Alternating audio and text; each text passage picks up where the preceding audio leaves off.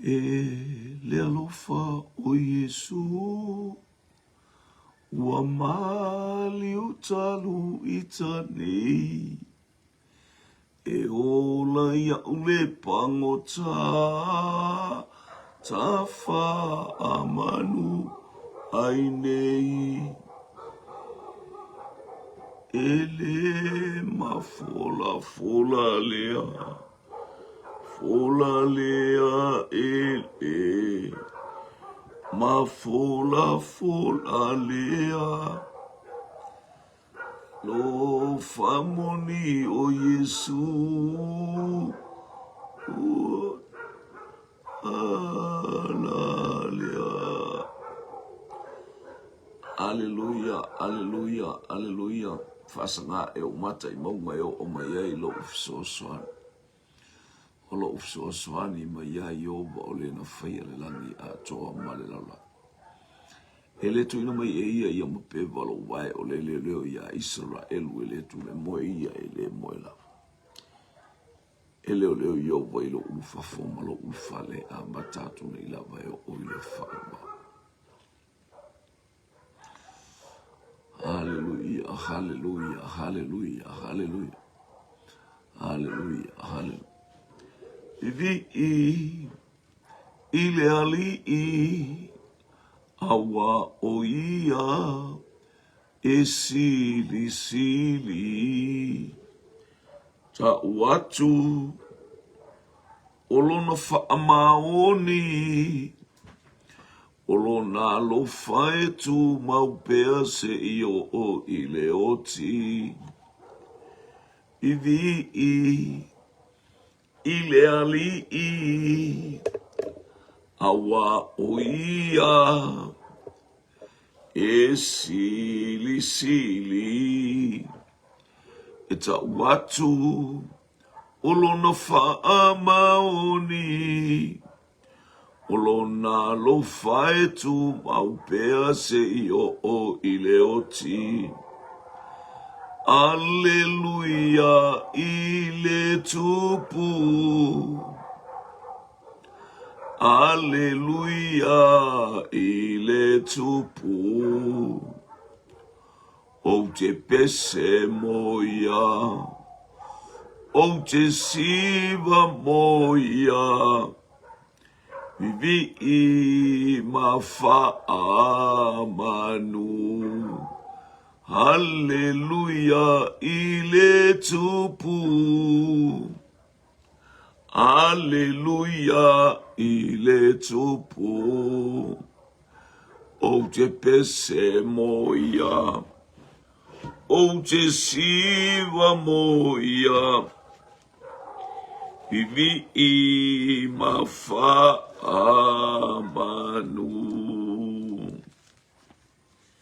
Hallelujah, hallelujah, hallelujah, hallelujah, hallelujah.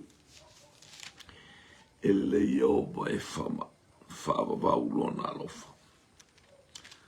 Hallelujah, hallelujah, hallelujah. Mai lea tupulanga, ilea tupulanga e vi ia ilona suafa paia. Glory, glory, glory, glory, glory, glory. Hallelujah, ia tu mau ile atu ale vi inga le fa manunga le fa tango vi atu ia o tato nganga ile ali. Pese atu ia I tato ile li mu fa manulu no suafa pai. Awa ile ia o vai fa va ulona. Mai ile atu pulanga yo o ile atu pulanga. Fa maoni la vale atu. Fo ile atu ale vi inga, fo ile atu ale fa manuma le fa ne tango. Ona o Yesu le li ma le faolo e ole ma vala awa. Amene ma amene vatalo fal nei tai au. Ile ana le si de soltato utapa au o ile langi. Ia lau polo kalame nei tai au. Na al taimi e te tau mai. Ia faile ma vi inga o le atua. Ia whamnuina le atua. Ile nei tai au fou ma le nei aso fou. Hallelujah.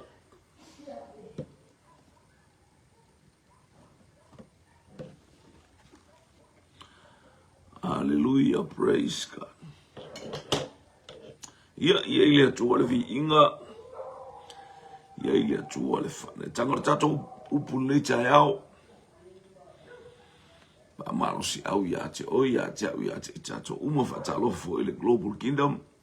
Le tatou ofisa au tūvi ia le li. Ia i le anga le lei o le tōna lei fo i.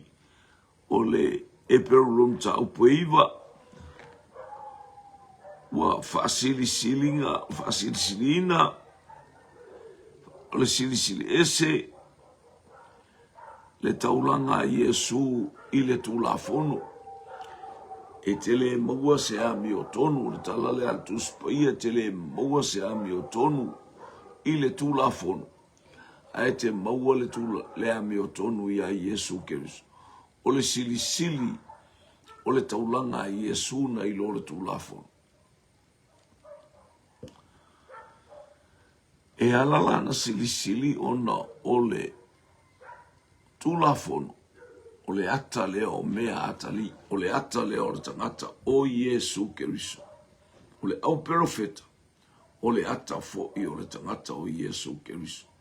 O le au mainga o le ata o Iesu Keriso. Se ia whaailoa mai le taimi e whaalia mai o na taimi ua tātou o iaine. Ia vi ia le li. O le nei fo i, sa iai le whengainga na mua o sauninga e au ona ai.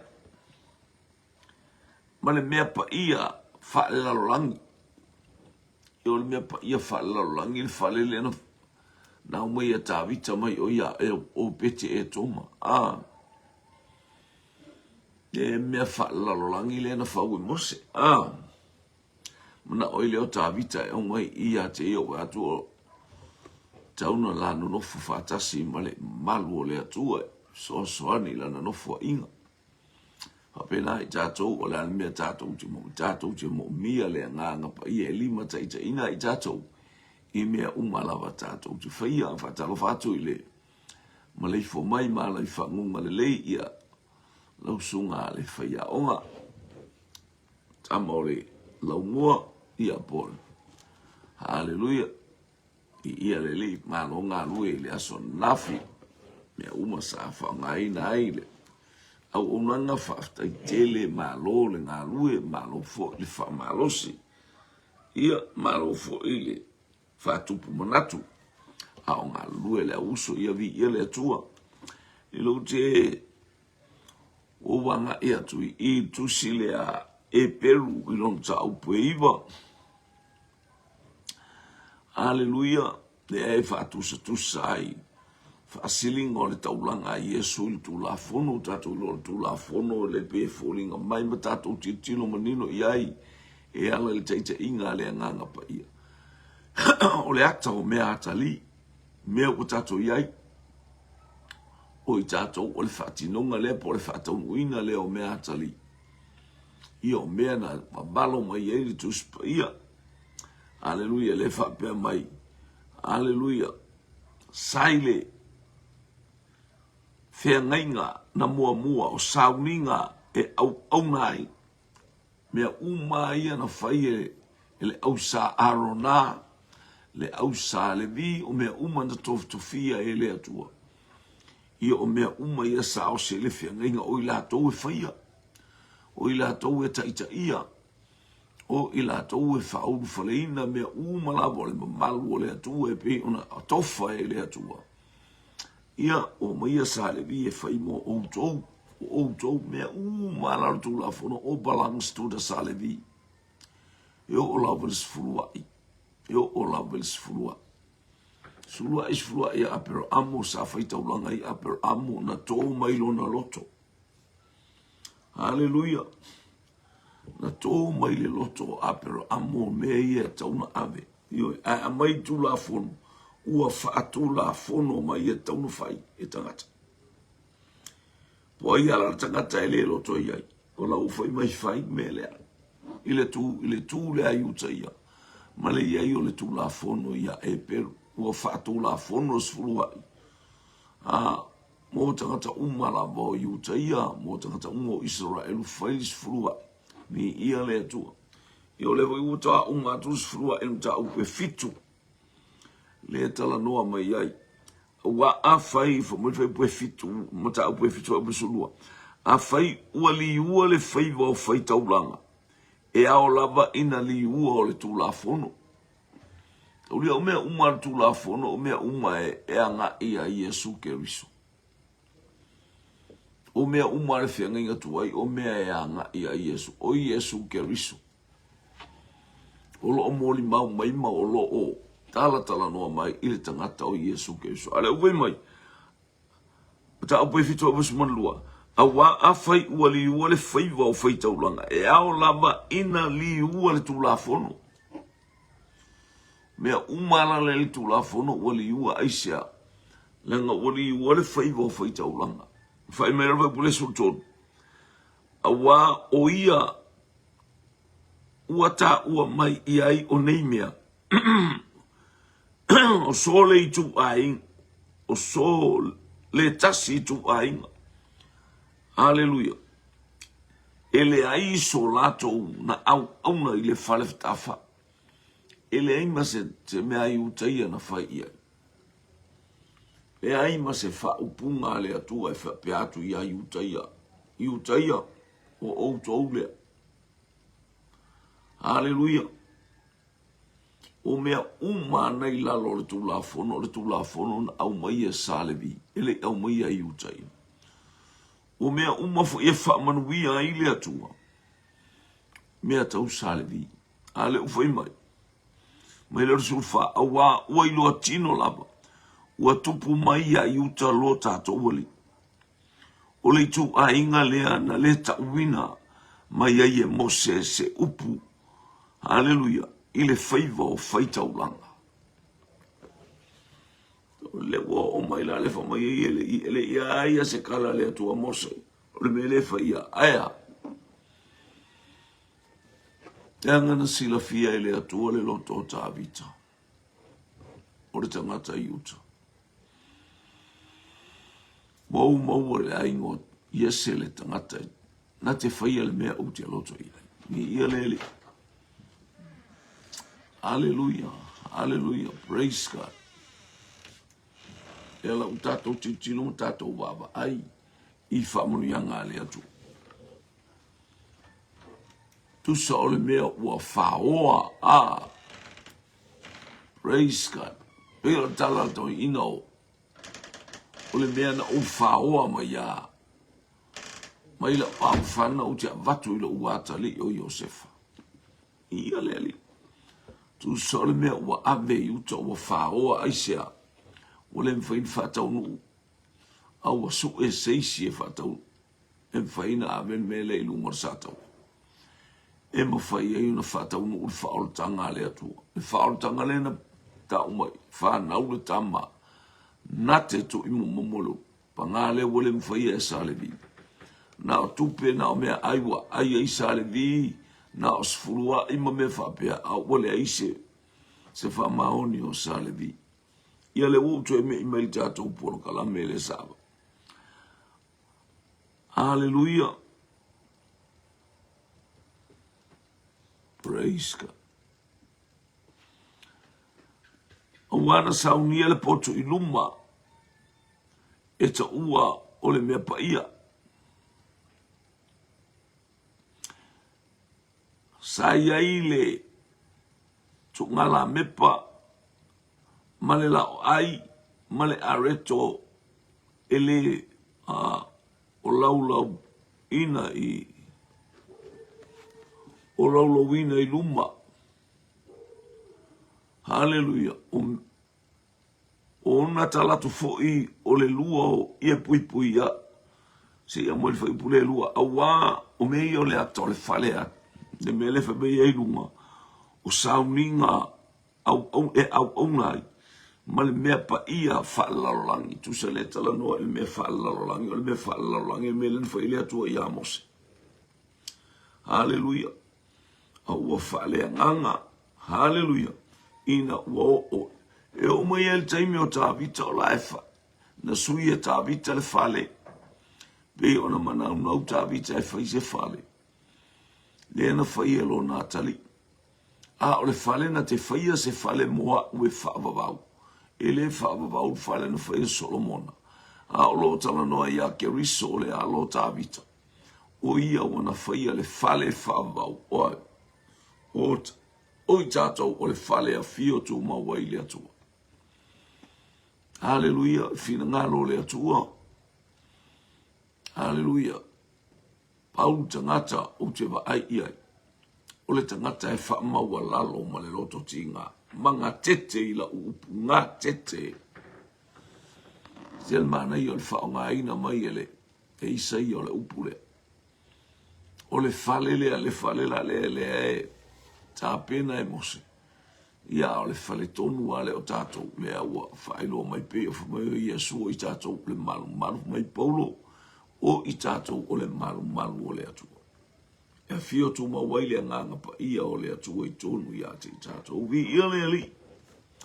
Se le mana i o le baba ia tu le upo le atua. O wa o saunia le potu i luma. E ta ua o le mea pa ia.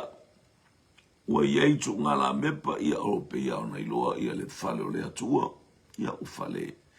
Whapea ona. Hallelujah. Iei le falawa iei male. Tu ngala mepa ia. Mele le na suia ta vita. Tu ngala mepa e tu wail au pe pese. Ia wale to e pese, wale to e mumu mele moli. A ua mumu mai to tonu o tatou loto le ata o le i inga o le atua. Whaivi inga i le atua o tā pena le tangata e luatu i tonu le me sili ona pai. Sa iai ma le areto le ata o le whamanatuina pea o le nuku o pa ia o le atua. Fururua i tu a inga o Israel. O le whalawa le lei. Hallelujah e pe on tato i loa o Yesu o le whalawa le lei e mai pete le ema i utai o le Israelu. Hallelujah. Vi ia le atu o bota uai i tato so steimi tato te iai, tato te malolosi o no le whalawa le lei. Hallelujah. O ia o le keriso manu malo, the bread of life. Salafai kodne, talofa, vi ia le lei. Whai petolu, ona talatu foi e lua o ie pui pui, o lo ie ile potu ta ua o ie pui pui sa ia ile potu e ta ua o le mea e sili ona pa ia, sa ia ile ipu aulo e tu wai mea manongi, ma le atola au le whiangainga, lilo ia ile areto, hallelujah. Sayai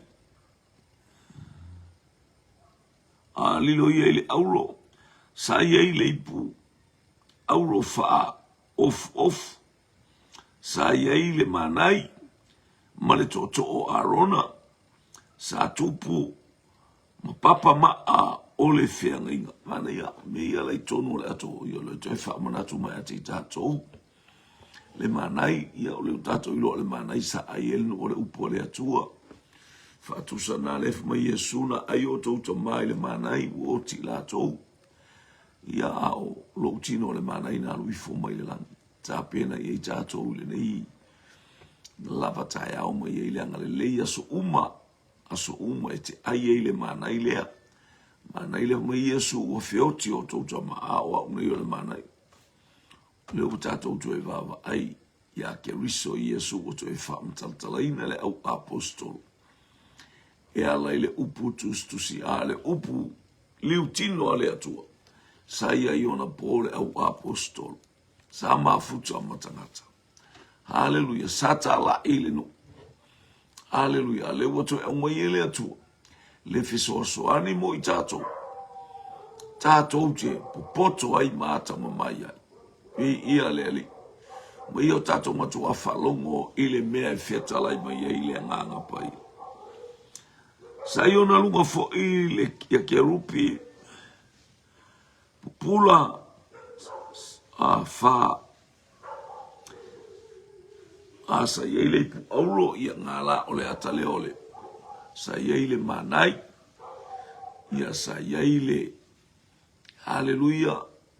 Ia le papa ma altu la fono ile ngata fo ile o le toto arona o le toto o ia pelata le o le pule. Hallelujah. Ia praise God. male papa maa o le tulafono o le ata o le upu o le atua na au mai.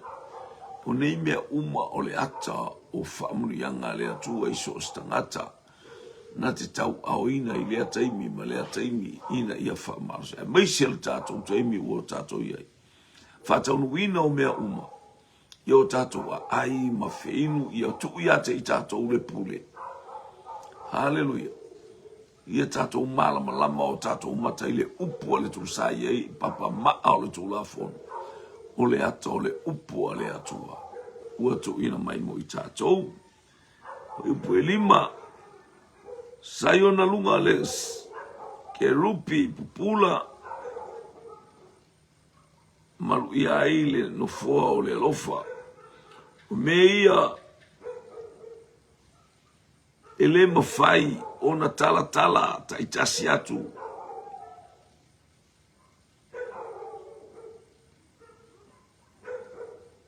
Me ele mwhainta ele songa karakala. Ele mwhainta tala. Se lunga tātou te mauru tonu o le pa ia o le atua whatoata. Se mana i o le tātou mauru tonu o le pa ia o le atua. Whaftai a Yesu.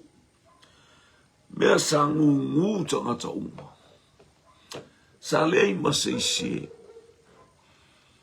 Whaia stala. Hallelujah, leu tātou i lore whia ngainga sa iai. Ne whai mai. Vai. Wato i sui whia ngainga. Whia ngainga lo mua sa ino iai le atua. Pēno vai atutu se Jeremia tosu tasi tosu ma tasi. Na e tala noa e tuspa ia sa ino le atua ilana whia ngainga. Leanga na soli e o tātou ta mana o mai ai kupito. A o le whiangainga fau na te tui tonu o tātou loto. I le toea o e le tasi. Le tala noa i le malosi ma le mana o le anganga pai. E tala ima wha malama. Ma umu fono ofu. Tala i le upua le atua. Iona o onga. Mai ele mawhaina so na whaamatala ina e. Ele mawhaina whaamatala e stasi. A o mai o tātou teimi. Ua tātou tala ina. Sa leilo ia mea e nei tangata. O le whiangainga tuai. Pe o le tala tusia koronito. Mua koronito mta upu e luaro na whai upu e o fitu. Balu. E winga le moli maua a Paulo ia koronito le poto. Mātou tautala le poto e le poto tangata. Le poto le laulang. Ie ua uma o na oaui. Le anailoa le poto le anailoa ia tangata. E li o le nei laulang. Se manula toute le whaasa tauloina Yesu. Ana maua e tangata ia mai loa e tangata ia le poto. E poto lea. Ele o le poto le laulangi a le poto mai ake riso. Le poto le mwhai tātou tala ina mwhaina mai ele atua i ate i tātou i le fesoa ni mai o le anganga paia. E taita ina il tātou savalinga. E taita ina i o tātou whaiwa fola o le tala lele.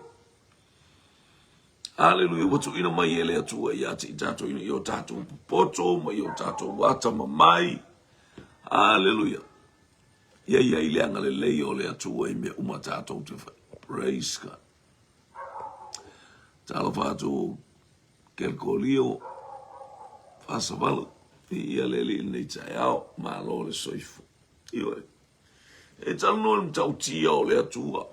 O teimi i o le whiangainga tuai. Ele i loa e tangata i ele so na tala e tangata. Hallelujah. Se iwanga nā lava Mose ma Arona fisota inga ia whaale atu. A o le winga lilo nā le alua Arona po al merfia o Arona o ia la watama matua le whinga.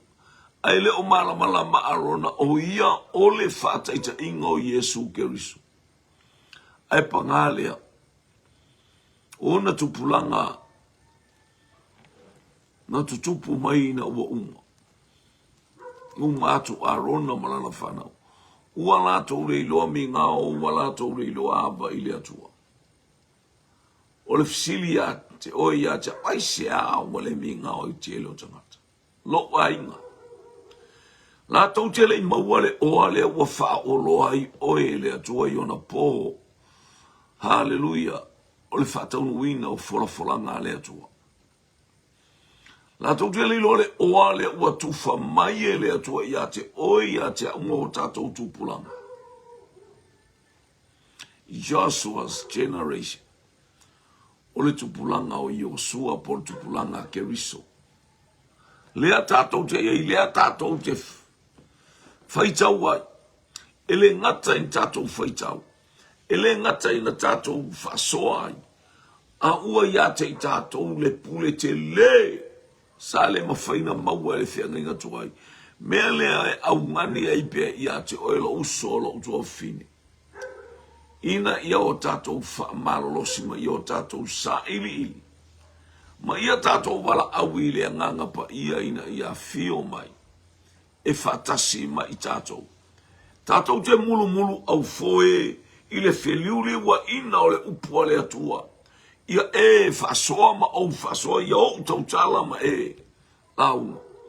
A olo ia i o tau whatafa ma tātou ma futa ma lea nganga pa ia. E na te whasoa soa ma i lea mea ma lea mea le winga lilo. Le winga lilo sa nā tia o le upua le atua i le whenga inga tua i lea wa tatala. Wa tatala i eo au afa e ala i le whasina sina ina o mea uma i le toto Yesu Kerisu. Ua matala le langi waba noa mo oe mo au i le teimi na tafe i le toto lo tātou wali. Matatala ai le malu le. Masailua ina ai le ie pui pui. Hallelujah o le ato le tino Keriso. Hallelujah, hallelujah. Ua tātou tilo i le alofa tu noa o le atua. Mo au le tangata anga sala mo oela uso o malo utua fine. Ua moli mai moita ua le nganga pa ia. Pei olana iana au apostolo. O e fatali le a ai. Fai o tau ma moli mau ia Jerusalema i utaia Samaria i o lava il teimi i o tatu tangata i tolu ingo le laula. Ai o e fatali. Tu i le muli popanga ma tu i le tatalo. Hallelujah. Ingo le atua. Hallelujah. Fe mei tala tu si a whalinga a tatala e tangata. Ele ai seisi. Nate. O le olo iai ki a tāwita a tatala. Ele ai seisi nate to e tāpunia. Ua tatala. Ua tatala le whaitoto ai le langi. Hallelujah. Mo oe mo a ui taimi umata te mbala awai. Aba le tamae. Oa ule tangata angasala. Whasilsile ina le vi inga i la ua fio i au vai. Tati tautino ai e lea unua. Hallelujah, tate whapeatu i teimi uma i teimi uma. E ala i aia so ke risolo mātou wali i mo mātou whaola. O la mātou te talo lea. Ioi, o mea uma e tasi le ala wa ulu fale i le mesis. I leona pa ia. Wa hamba no le langi wa ulu fale le ami o tonu. O Yesu ke risolo i le ituta matau o le atu. Sfai upule onu. O le nei, ua whapea ona.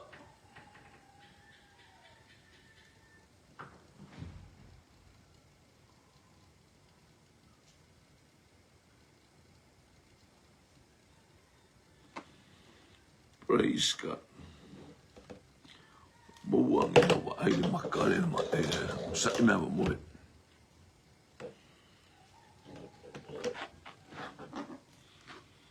O le nei, ua whapea ona saungia o ia mea. Ona ulu whare so ole o whaitaulanga i le potu i lunga. mawhai ai ngā ruenga. A o le potu itua, e tasi tausanga, ma foi whaatasi i ai, na o le whaitaulanga sili, e lea unoa ma le toto, sa whaitaulanga ai o ia mo ia lava, a toa mbanga sala le no. Hallelujah. O tsole tala noa mai ile fea ngai mea pa ia o le lalolangi nei. Lea sa fai e arona. Le whapeo le mele fai le faivo le au fai taulanga. Hallelujah. O mea sa fai e fai taulanga. O si taulanga ma fai taulanga. O si la taulanga. Hallelujah. E batu e latou ia taulanga e au wā latou wangasala. Ia ato foi ma taulanga le no. Fai la e le awali uma ia o fai taulanga. Ai le ma fai na o se fai taulanga i le potu lea. Te ia i le tatou te iloa le ia i le ato la aua le atua a. Ia. Ole no foa o le alofa. No se mea ave lofa e tato i lor whaavai o le malo le atua o le alofa tūnoa. Pe te tautala inga ngana tangata ato o maangelu e le eisi alofa. E apa me mea ta lili asu me palo tangitangi. E le aima se winga. Mafuanga leo le ui e le upulitala lea. Ai asu o whaapea lava o nā lofa mai o le atu. Muli maua i o ane le wha evangelia. Whaapea lava o nā lofa mai le atu ai lalangi wa ia awina mai lo nā lo pele tō tasina ia le whano se tasi e whatotua i ate. E maua ia le ola e whawa. E se le mtau tia o le tau whinga mai o le ata o le lofa tunoa. Mālai al tangata. Angasala al tangata. Fale tonu le tangata. Aia, na ia toi fofola mai anta upo e tolu o tusia ke nese alonu fai upas. Ululima suwonu. E whanau le tama. Na te tui mo momo le ulu o la ngata. O lana whanau. O lau whanau ma lana whanau. E tala no le whanau o le fine ma le whanau o la ngata. La tau te tui mo momo, le winga o le me whangau o la ngaka e koe mo. Langa sa tātou, sa whai tātou ma whanau o la ngata. O le winga sa tātou i le angasala. A le o tātou li ua ne, o tātou sa whai ma whanau o la ngata. Le o li ua i tātou. O tātou tutu i le manu malo, o tātou tu i pala le uru o satani mana. Mana au. Ua tātou tutu e tu i pala le uru o la ngata. E sa tātou sa whai whanga o la ngata. Au tātou vai le alofa tūnoa. E le whainga tai le atu wana whai opose. Hallelujah, tā alofa tā vita manu. Me ia le li. Whamanu ia le atua i lau sunga. E wele anga leo le atua le nei vaenga o le auli a te autou. O le nei whata e le i mārama lama mātou. Ia le li e whaftai. After ta pena o ta pena foi la usunga mo fa malosi male la uina o le upo le tua mato ta pua ia tu ia ile fa unga le tua ilunga la usunga ia male ka le sia foi fa manuia Emelia fu la utalo fa la ma lo le usu ma lo fa talo an le tua sio tatu ai Io le uti ia al mele le va per o le staulanga il messi si no be va tassi tausanga. O le ato Yesu che riso tassi ale u fale Yesu. Ele to faia ele to faia si staulanga mo ang salvo uma. Wa le sei simia. Wa uma na faia che riso. Na fai le taulanga wolu fale mai o le taulanga e pa ia e fa o le tasi ai afe mangalo ile lo filme e yai o filme e fasanga e o filme fai tele italia Yesu o lo taiao ia mos taiao matango fia nei la so fu ya tatou waso sai atu ula aus taiao matango fia le we falongo praise God matatou falongo le upole atu talia Yesu e fai mali I mafaola Yesu umolo ula fa foule maftanga malowa tua I taimi uma e taimi e misia ia te tato tau te misia hallelujah olo fa sanga mai pia fonga lo tato wali I male fautua anga le lei o Yesu keris fa sina ina I tato le toto le toma imamo pe ino wea tuna fainga tata imi ole wa uma fo ina fa mangalo Yesu le fenga inga tu wai mata ngata uma o mai le taimi na tau Yesu I le la au fa mangalo atu au wala tau tele o ilo le mea uola atu fa awa mai mo I tatou le ulua I kale sia ma fa solo mai ate I tatou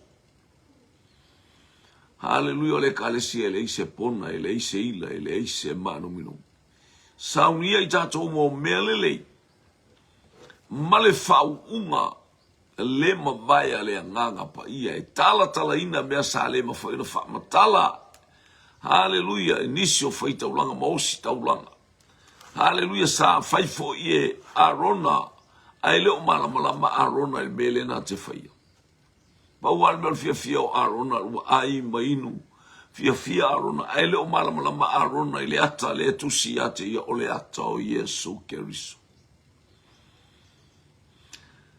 hallelujah pangalea wale mafia e arona na ile o lama ile abeina ole nu uilunga le sataulu ele avea se salevi le fape mo yel tus pa yel mo ma wole tusia e peru mata o fitu le no feito o tu anil taio a fai wali ua le fai va o staulanga wali ua fo I tu lafo a fai wali ua le tu lafo no wali ua fo I le fai va o staulanga ala winga le puli ua fa le au ngain o mea umala sa ta o ile au salevi sa ta o I salevi o ai se fulua ngele I fai mai le tua fa se fulua ile ave ya I kau ki fa nga na o salevi a wale au nga o le se fulua ina e te fai o le se fulua ia apero amo mea na to mai lo na loto oli ma le fia hallelujah ile tu va fa pe is fulua va pe o kasio va se fu ile ka wanga me lu mole tu ka wale ye o loto o e anga ia u fa mangu yanga I kongolo a inga ka fia fa mangu yanga si ilo ku kongi ele nga ka ilo fia u ka vale ke kele ma wa ku la u fa nga u ile fia ma fia mangu ia o le atua a esa u ma se fulua I kas fai le mea sili fa mai a fai wa fa le a nga ina le favor hallelujah o si taulanga o faleang a fa faleanga ina tu la fono o faleanga ina fo le favor o taulanga la tu la fono le vai o to sui mai ai ele atua lana polo kalame fai mai tonu o tato loto a wina mai maleanga pa ia na te tala ina ma fa ma tala fa feon tato fa ina o tato sa ili atu ia te ia male loto fa maulalo male loto le au mata male loto feelinga ina io tato maua mea pa ia le atua tato wa aima feinu ile areto male waina yaso umale o tato wola hallelujah o mea wata pena e keriso so umatou te aima feinu ai tau te whaali atua I le lalolangi lo umaliu toitu. O ai au mea ai. Yo ai kako lunch. Yo ai kako breakfast. Dinner, whatever food. Hallelujah. E alu malai valele e ai ai ele whape ai. E ke avakro e ai lo whapa ia mea ai. Whaise talo. E selmele tātou te ngā solo ai lunga o valele o a whea tonu o whale o loa. Nei ona taimi. matautia i ai atu saufasi ma mo anafi na mo matou mea ai. Haleluia, o la ua atala fatua na mo matou mea yo gato alo fasi. Mo ya wa kule la popo o ngei. O ngei po ngai vi ma mo e oi. Yo ko ki fa pe ale po ngai vi. Awa sale. Ai vi ma mo ping po ngai vi solo fangua ngei mea. Wa e popo ko kanga kai fai. Ma me mana onga fa pa ia mea. Ta talo, a wet fisili. A wa wina wo to sole ai. Sole. So po ngai vi solo fangua ngi ele e fa pa ia langa tau tinga le ka ni sia la mai sa o la to. Aya. Ai ti ai ma tato wa ba ia to ia fa pa ia mea umai lunga o le to. Ina ia fa manu yanga le to vi ia le le tao ele le to ai taimi umala. Praise God. Ia o te loa o se kangata i tato fa malo simul nei tao. Hallelujah. Ua fa iloa mai ai ele nganga pa ia. Ele i fa alia le ala i mea e sili ona pa ia. Ina o tu pea le mua i fale fita fai ele la u fai wa i manga i le kala fai pule iwa ele i faalia le mea sili ele i faalia mai keriso a o mea sa a mata mai ele no na yo tato wa inga sa a mata mai e tau loa le wingol mele mata mai ana yo tato matua alo fai la lu ko la kuwa male ia sa moya ai ole ia e alue me makai po a me fai e sa foi ko e ka ele ko sulu a uma sulu la lu sale longa pe alu pia fo ko sulu la makanga o aima a moelo toma mate mauti mo fa ta se mo lo tu fine mo lo uso la ititi. Si o uso la e alo uso leo la ititil te mina leo matai mai nei le ai. A moe, ton fura wa ngamle ia afu ele iso ia afu. Ole ia na mangu solo fangua o. Ioi, alu os fealu alwa ito ina isale lolonga sa waru i me ale ngu waru ni ka alonga. Ioi feila ko pele ala ole ia alea. Ale ua mo ele po e kala e fiu a fa uma ya vai lo ia af ale ua ia af lo to fine matua malo usole ma to wa ia sa ia na taimi ma to inga to ele ia o maili si au vai ngala itia a ole au vai ngai ele fa ia lo tala wa umalo to fine male ai moyo la to fula wa ngai mal i af a wa ule wa ma ile i sa ka faru ma kule mangongi ali epe o le mangongi ali ole a te lo el na manongi wa o ma ile ola langa na uta lia male loto fatai o te no fomo mafo fawi mesa yelo wa inga male anga le leio le to fa soi si o to mama si o tina. Hallelujah. Uangi le matangi o le ono ua ibanga o kausanga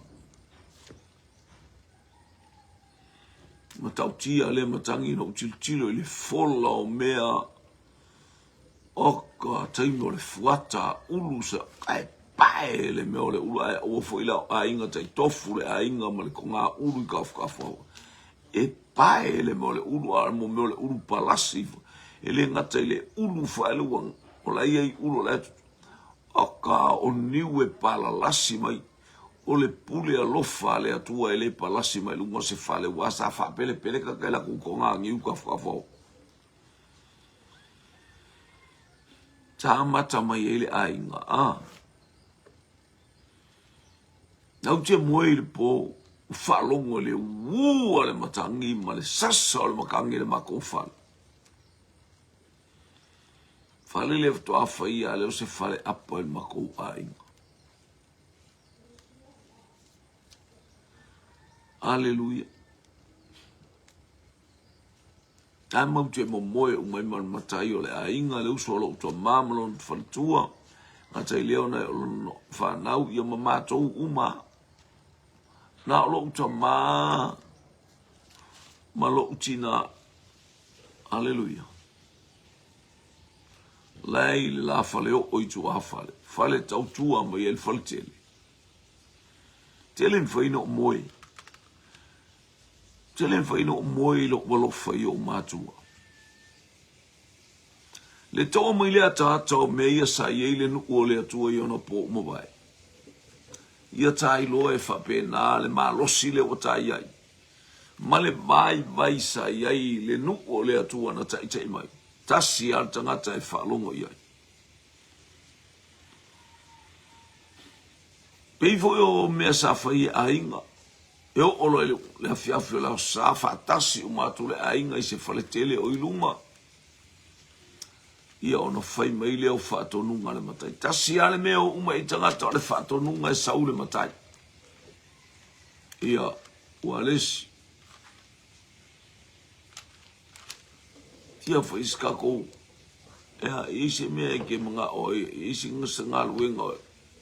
Tu le ai e whatantali atua ia oe pole asa mea oe. A le ifo inga luenga mauti fio le maumanga pea. Ia aise i wanga nasa mea e fina ngā loe. Kala ngā. Kala e o awhai e toa wha ta maro loa mo lau tai tolua. E whakasi a le whalongo i o le matai, o le me whai mele matai, e le aisi se fia alu sisimia. E o le si vaenga le si mea, o le si le sami, o isi, ka lau whala, o isi e fua mai le lau le i ele tolo fua lau. Teimi o le vai. Ai al nei teimi. Oka, na o fale apa, tautu tuu fale apa i lunga. Fale luwa, fale piliki, fale fona, fale lua, fale koru, fale fia. Kamunu yanga na le atu. Ye wei ate. Me na le tau au mai pisi ata o le teimi o iai me le teimi o iai la ititi. Fapena Israel wala ititi Israel. Le famei el tala al tuspai el tala al toi ina o Hosea na au mai la au na o Israel ni ia leli praise ia le tu tato yel nei vaenga o le tai au tato yel nei vaenga o le aso ia ile anga le leo talia Yesu e fai mali i ma faola i lo wola tato talia Yesu i te mio fai sau tau tinonga hallelujah o Yesu o ia o le fataunuina o mea uma. Hallelujah. O le whalefta whai. Hallelujah. O le ato keriso. O le tino keriso. O mea uma i tonu o le whalefta whai. O le ata ese. O sauninga o le malo le atu. E ala. Hallelujah. Ia keriso i Yesu. Ti tatalo mo le upo le atu. O whai tata utinonga. Hallelujah. Ti loa tai au whaio. O le ase as taimi tai au. Taimi masani, fa umata polo kalamelea. Ani te whalta talo. Manuia lo waso, fa manuia le atua i atoe. Talo le tate whaia whatasi le atai au ma le atai au. Tau tinonga le upo le atua. Whaftaita mai lau upu. Whalongo mo ouilo awa o le tangata ngasala. Mo ouilo awa o le tangata sa vai. Wa ulo au tangata sa leilo. Au lau upu ma le feta lai mai o lo manganga pa iho. Wa au marosi. Tūli nei tai au mala au i lau wha o la tanga. Whape atu wa ule tangata ngasala. Talia mai lo wa tali i whatau wa. Wha mangalo mai au a o utun whalongo i lau upu nei tai au. E sili sili la vaoe. Fesoasoani mai ai lo wola au ona. Tai ilo lima i lo a au. O lo vi inga awane i mapu i lo ngutu. A ia faima mea sua malie. Lo lava vi inga. Ta mafuta ma oi aso uma. Whamanuia maia ona oi aso. Ta mawhamanuia i lato umo i lunga o penga ta whailangi o mata utau te tala. Hallelujah ele winga o le whaolatanga. Ia mato whaia pea e lea unoa le li iel nei tala. Ia mato wofo ini ai jaimi uma ia whafou le mawhtanga ma oilo mato utama. Hallelujah ele nei vai aso fou ma jaimi uma lo mato uola. Whaftai le li ie i laulava upu. Ona o Yesu. Amen and amen. To God be the glory forever and ever. Amen.